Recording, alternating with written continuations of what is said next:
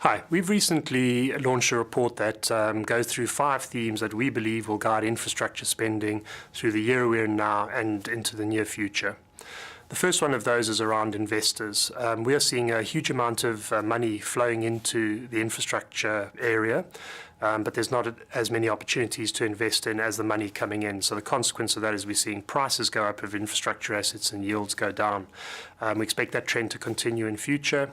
And just to give you an example, Preqin have identified that there's $140 billion of money currently available to invest in infrastructure that hasn't found a home, and that amount of money will go up.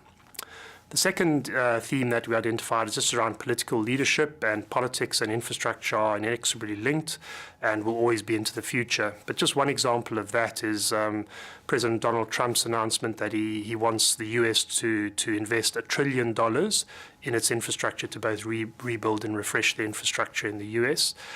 He has also announced that he wants that to be deficit neutral. And that's going to be a real challenge, but it's a tremendous opportunity for those of us that are involved in the infrastructure sector to see how that develops. The third theme we identify is around future-proofing against obsolescence in infrastructure. Infrastructure planners and investors plan and invest in infrastructure on the assumption that what they build today and what they invest in today will look pretty much the same in 10, 20, 30 to 100 years' time.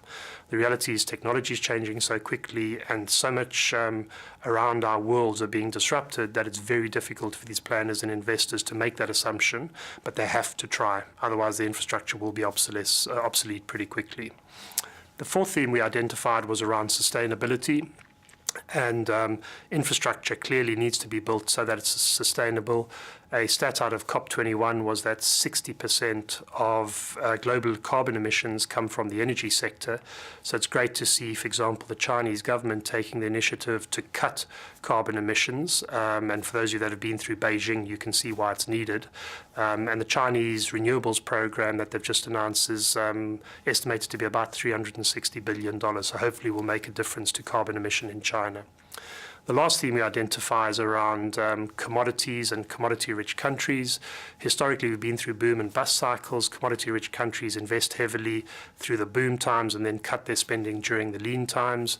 Nevertheless, even though we're in a commodity bust cycle, those commodity-rich countries do have to continue to invest in infrastructure for their citizens.